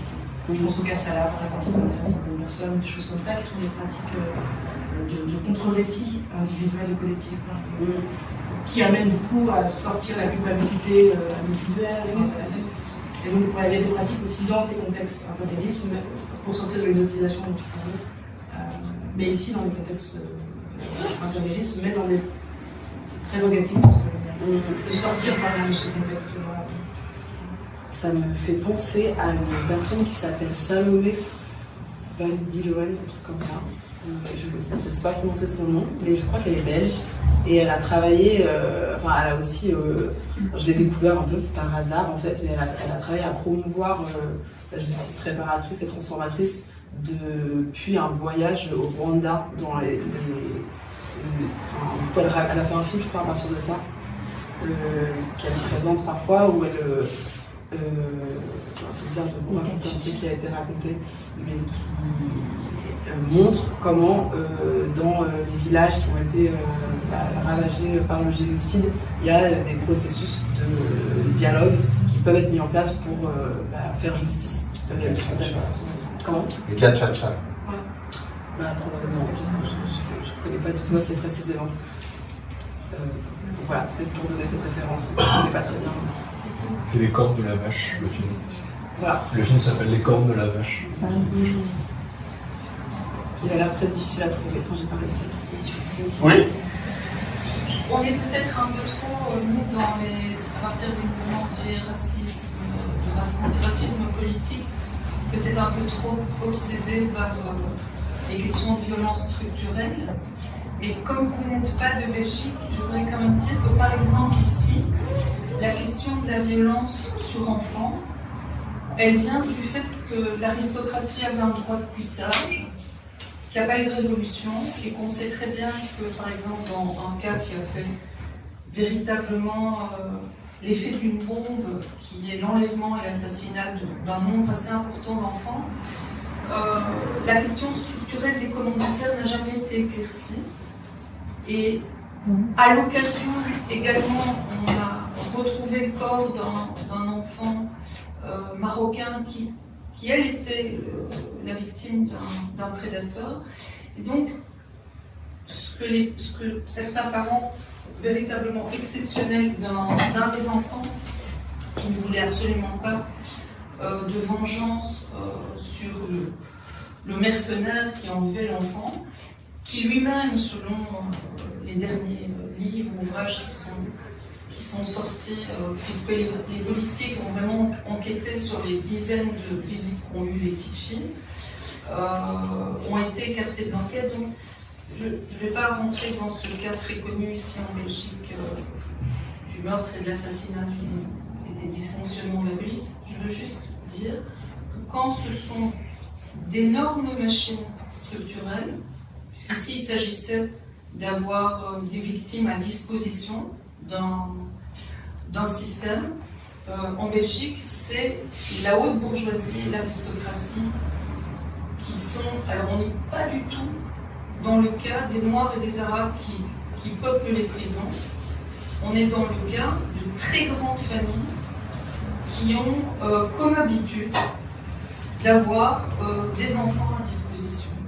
Donc ça, par exemple, c'est quelque chose qui me semble très peu pris en charge. Et il me semble, et je termine là-dessus, que c'est aussi une réalité en France, parce que j'ai une amie qui était dans des commissions qui suivaient les victimes, etc. Et on le voit en France, pratiquement toutes les grandes affaires d'inceste viennent de grandes familles, en vérité. Mmh.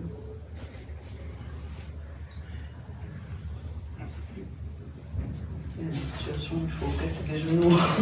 Pardon ? Il y a des situations où il faut casser des genoux. Je dis ça parce que je ne sais pas trop quoi répondre, mais en tout cas, moi, je me suis posé la question aussi différemment, mais en demandant opérer cette transmission de la justice transformatrice. C'est comme ça que je me raconte le geste qu'on a fait avec ce livre. Et de le faire en tant que féministe blanche, et donc de le passer dans ma communauté militante et parmi mes proches, etc. Et ben en fait, les hommes que je vais participer à responsabiliser, tout ça, c'est des hommes blancs. Et c'est pas fait pour ça au début. Et donc, de toute façon, je déteste la police, je suis bien obligée de faire quelque chose, et voilà. Mais je vois bien quand même qu'il y a une limite à un endroit où il n'y a pas la même évidence de le faire, dans tous les cas. Et donc après, évidemment, il y a aussi des liens qui me lient avec ces gens et qui font que il y a du travail qui est possible, et qu'il y a des situations de domination extrême, et qu'il n'y a pas de communauté possible. Je crois qu'il ne faut pas penser à la justice transformatrice. Enfin, la justice transformatrice repose sur l'existence d'une communauté. Et dès que j'ai dit ça, je me dédie en disant, en fait, c'est aussi vrai qu'il n'y a pas besoin d'une communauté. Moi, j'ai tendance à dire qu'il faut il faut au moins 2 personnes bien placées. Bien placées parce qu'il faut avoir un certain rapport de pouvoir avec la personne qu'on va dénoncer et que ça ne repose pas que sur la victime. Et 2, parce qu'il faut déjà un semblant de collectif. Et qu'après, à 2, on peut aller chercher des gens. Exemple qu'on a pris souvent avec Yamis, pour dénoncer une professeure d'université, il faut peut-être 2 élèves, ça ne va pas suffire. Il faut quelqu'un qui est haut placé au moins. Et voilà, il faut du monde, quoi. Et peut-être qu'il y aura rien à faire contre cette personne qui sera très bien installée. Et dans ce cas-là, il reste la dénonciation publique, voilà, tous les outils d'autodéfense féministe qui vont en effet jusqu'au cassage de genoux, soit pour promouvoir ça directement. Donc il y a des situations de domination tellement. Il n'y a pas de lien possible. Je voulais aussi rebondir sur la justice transformatrice, c'est pas une solution pour tous les cas. Là, dans ce que tu dis, Marianne, sur les familles bourgeoises, mais aussi l'Église, en fait, dans ce pays, l'Église, en fait, et donc, on va dire les secrets de famille chez les Noirs, les Arabes, on peut se dire ça, mais en fait, d'un point de vue d'agression sexuelle dans cette communauté blanche, il y a des dingueries, en fait. Des dingueries. Mais dans ce cas-là, pour moi, c'est pas des individus, c'est des structures qui l'Église, en fait, c'est pas les prêtres, c'est l'Église pendant des années qui a mis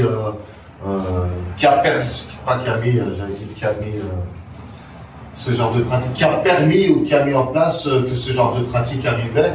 Donc je dirais, la transformation, en fait, ça leur appartient à eux. Mais il y a des moments où il faut des justices, en fait, pénales, notamment sur... moi aussi, je suis abolitionniste, je ne crois pas du tout en la justice. Néanmoins, quand un frère se fait tuer par la police, notre premier réflexe, c'est de faire en sorte de se constituer partie civile, et ça permet aussi d'en parler. Ça me permet aussi un truc que j'ai pas compris, et je vais faire sauter le tabou, sur la surresponsabilisation. En fait, j'ai pas compris tout à l'heure. Est-ce que ça pouvait pas amener à une surresponsabilisation de l'auteur? En fait, je me demandais s'il y avait où se situait le curseur entre déresponsabilisation de l'auteur et surresponsabilisation de société. Et du coup, je me demandais si on évacuait d'emblée la parole de l'auteur qui va dire j'ai subi telle chose, j'ai été déterminé à commettre cet acte parce que des éléments extérieurs à moi m'y ont amené. Et qu'est-ce qu'on en fait? Est-ce qu'on l'évacue d'emblée et du coup il y a peut-être le risque de surresponsabiliser la personne, ou au contraire est-ce qu'on prend trop en compte et qu'on la déresponsabilise? Voilà, c'était juste une question de mesure. Et c'est là, pour moi, en fait, quand il y a un acte qui est commis, quel que soit le passif que j'ai, dans la déresponsabilisation, il n'y a pas de déresponsabilisation. En fait, il n'y a pas de surresponsabilisation. L'acte a été commis, en fait, quel que soit l'état dans lequel tu étais, en fait, que tu étais drogué, que tu étais sous, ou que tu as été toi-même victime, en fait. Et donc, c'est mettre en quelque sorte, ce que je dirais, on travaille sur deux niveaux. On travaille sur ton statut de victime, parce que tu es une victime. Et voilà, en fait, t'as l'occasion, t'as l'occasion, en fait, là, de déposer ce que tu portes en toi, que t'es une victime, mais ça n'enlève en rien que t'as commis quelque chose, en fait. Donc, de faire attention à la surresponsabilisation, encore une fois, de mon point de vue, je dirais, il y a que les Blancs qui peuvent se permettre ça, en fait. C'est ça que je me dirais pour moi. Je parle de ma personne, en me disant, mais il n'y a que les Blancs qui peuvent se permettre de se faire pardonner, en fait, 3, 4 viols, parce qu'il a été violenté, parce qu'il était sous, parce que, alors que, et là c'est encore d'expérience, pour un homme noir ou arabe, la simple accusation, ou même la diffamation, elle peut amener, en fait, à la mort sociale, en fait. juste sur la diffamation, donc c'est ça aussi des fois de se dire, de faire attention à pas tout vouloir régler de manière en fait à ce qu'il n'y ait pas d'une bonne morale en fait, c'est ça, de faire attention à la victime, mais aussi à l'agresseur, comme s'ils étaient sur un point d'égalité. Je pense qu'il est important de bien dire non, les positions ne sont pas les mêmes en fait, de reconnaître le rapport de pouvoir notamment. Donc, et ça, en toute honnêteté, j'ai l'impression que c'est un luxe en gros que les Noirs, les Arabes ne peuvent pas se permettre en fait. Et quand je dis un luxe, c'est pas un luxe, on dirait, je m'en fous, c'est une crainte que je peux voir pour mes sœurs blanches dans certains milieux, de dire waouh, ou en tout cas le luxe que certains mecs blancs dans certains milieux peuvent se permettre parce qu'ils de ne pas aller trop les responsabilités ou de comprendre certains agissements. La tendance c'est plutôt à la sous-responsabilisation qu'à la sur-responsabilisation dans tous les processus de justice. C'est dur de se porter responsable de cet acte, se dédouaner. C'est comme, pour revenir en Belgique sur l'histoire du petit Fabian qui a été écrasé par un policier. Enfin, voilà, c'est un enfant qui était dans un parc et le policier a traversé avec sa voiture et l'a écrasé. Là, moi je me sens, je ne suis pas proche de la famille ni rien du tout, mais j'ai entendu dans la presse qu'il y avait un espace de médiation, justice réparatrice entre la famille et le policier. Moi, ça passe pas, ça. Personnellement, ça passe pas, en fait. C'est hier, parce que il y a des camarades qui sont allés, mais les policiers sont arrivés en mascotte, en peluche, en morceaux pour faire bonne figure et essayer de rassurer les enfants du quartier après qu'ils aient assassiné Fabian. Du coup, c'était une mission, médiation, redorer le blason de la police dans le quartier. Moi, j'en profite aussi sur... parce que, encore une fois, mes contradictions, que j'assume en fait, mes contradictions, donc anti-abolitionniste pour de la justice réparatrice, mais il y a, on est tous plus ou moins, je pense, sur les mêmes terrains aussi contre les violences policières. Moi, je refuse, par exemple, Bruxelles Panthère, je refuse toute invitation, toute initiative qui est faite pour faire des rencontres entre victimes de violences policières et la police, alors que des procès n'ont pas lieu, des non-lieux, au contraire des non-lieux. Donc moi, d'un côté de prôner une justice réparatrice, mais de l'autre de dénoncer en fait même ces agissements où on met en fait une victime ou la famille de victime face en fait à la police comme si c'était en fait deux niveaux de pouvoir. Et je dis ça parce que souvent, pour expliquer aux camarades pourquoi je ne participe pas à ça, je prends toujours l'exemple du viol en fait. C'est pas possible de mettre une femme violée et quand je dis ça, c'est pas de personnes qui se connaissent. C'est des critiques que la justice transformatrice adresse à la justice restauratrice. Le fait de mettre sur le même plan d'égalité l'auteur et la victime. Oui, mais là, la famille de Fabian, en l'occurrence, elle a accepté. Ça fait partie. Et donc, en fait, c'est compliqué parce que la justice transformatrice, tu dis, il faut partir de la victime et de ce qu'elle veut ou pas. Là, nous, en tant que militants contre les violences policières, on est mal parce qu'on ne veut pas aller contre la famille qui accepte cette rencontre. Elle se fait piéger. Après, sur la justice réparatrice, là, ce que vous appelez médiation, ça a l'air d'être c'est en gros, un gros piège, comme si on pouvait faire une médiation entre la police et une famille endeuillée. C'est sûr, c'est pas des personnes qui dialoguent, c'est l'institution et une famille. Ça va pas. En revanche, l'idée de mettre en rapport une victime et un auteur de viol, et l'auteur du viol qu'elle a subi elle, c'est une possibilité, c'est quelque chose qui est travaillé par des processus de médiation je pense que dès que la médiation elle a un intérêt public, qu'il y a des intérêts publics ou alors même un intérêt personnel pour l'auteur de violence et tout, ça sabote la médiation de base. Ça ne peut être que délié d'une menace. Si l'auteur de violence il fait ça, voilà, avoir une meilleure réputation, sortir de prison plus vite, c'est sûr que ça ne peut pas marcher. En tout cas, dans ce genre de processus, il y a tout un travail en amont du côté de la victime et un travail du côté de l'auteur pour qu'il puisse y avoir un dialogue qui est la tâche du médiateur ou de la médiatrice, c'est de s'assurer que ça soit consenti et que ça soit possible de le faire parce que la victime, très souvent, elle a besoin, enfin, en tout cas, les victimes qui demandent ça, qui acceptent, parce que parfois c'est à l'initiative de l'auteur, c'est qu'elles ont besoin de poser des questions, envie d'avoir des réponses, ou parfois, il y a aussi plein de cas où ce genre de médiation, c'est juste pour dire je te parlerai plus jamais, ou t'es plus mon père, et du coup c'est pas du tout une médiation pour se dire on va se mettre d'accord et se prendre dans les bras à la fin, c'est parfois il faut poser un geste de parole que l'État pourra jamais faire, enfin un procès c'est pas fait pour ça, la victime elle a pas spécialement le droit à la parole, enfin, elle pourra faire une déclaration mais elle pourra pas avoir les réponses qu'elle veut parce que l'auteur il va juste dire tout ce qu'il faut pour ne pas aller en prison. On ne peut jamais répondre sincèrement. Et ce genre d'espace peut être ménagé, mais par contre, c'est dans des cadres très sécurisés et réfléchis. Et c'est sûr que avec la police, ça semble à la limite avec un policier qui a fait tomber l'uniforme et qui a fait autre chose, pourquoi pas, mais avec la police, bah non. Est-ce qu'il y a des lieux dans Bruxelles où on peut se rendre pour aller, pour discuter avec des gens qui sont hyper informés, plus informés sur ces questions-là, ou alors est-ce qu'il y a des endroits où on peut se faire aider je pense surtout à des lieux, je sais pas, je cherche des lieux.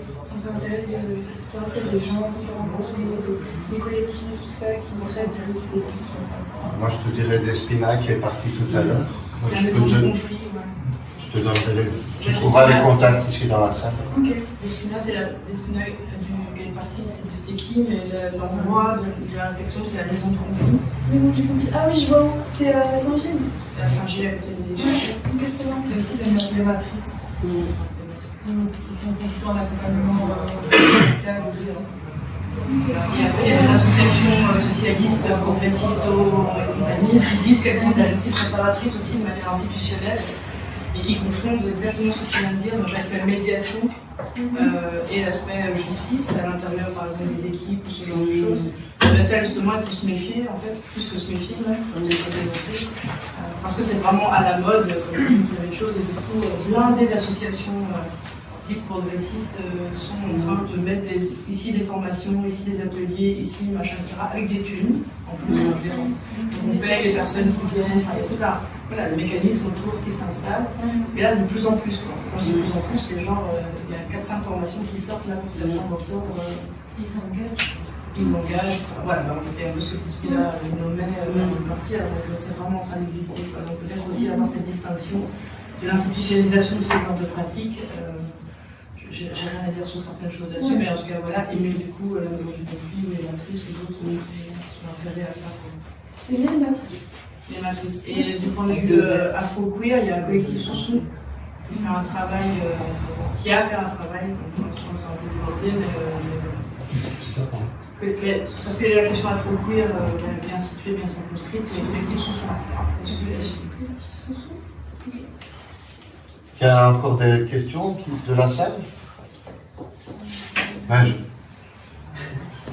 Je vais clôturer pour en fait laisser plus d'informel parce qu'il y a peut-être des gens qui veulent discuter moins de manière comme ça publique. Donc merci pour cette discussion. Ce qui est ressorti aujourd'hui, c'est que l'abolitionnisme, c'est pas une absence de réponse aux violences, mais la recherche d'autres réponses. Que la question centrale pour nous, elle n'est pas comment punir, mais je crois qu'on a un petit peu évoqué ça aujourd'hui, c'est comment on construit une société qui produit moins de violence. Et donc c'était vraiment une chouette rencontre. Merci. Vous redire à tous que c'est notre première aujourd'hui, donc au plaisir de vous.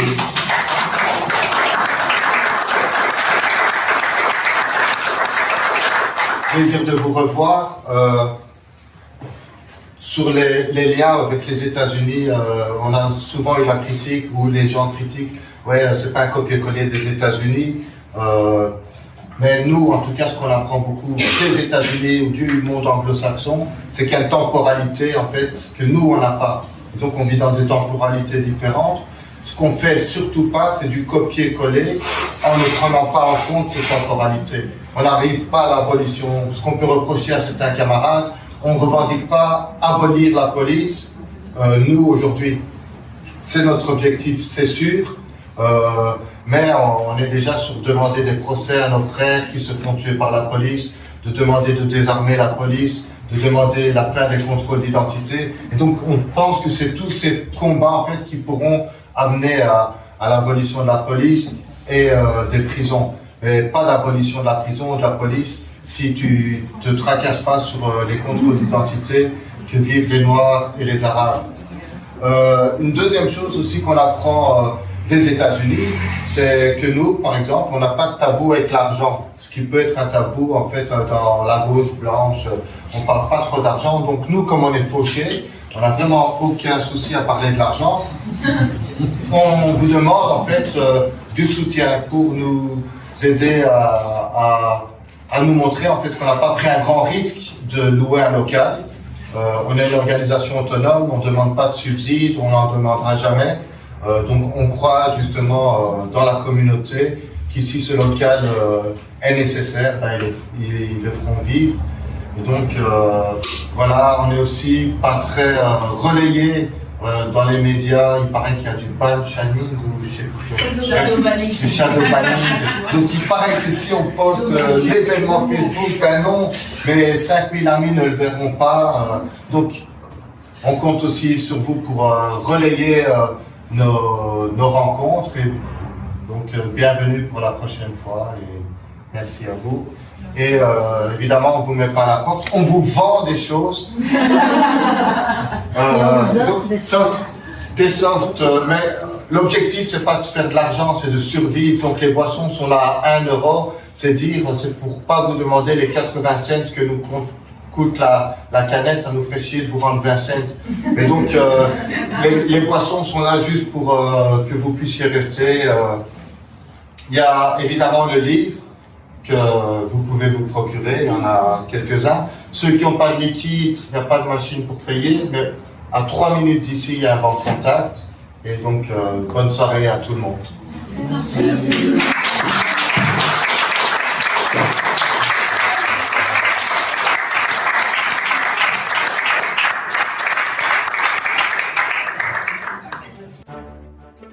All forward to the people. All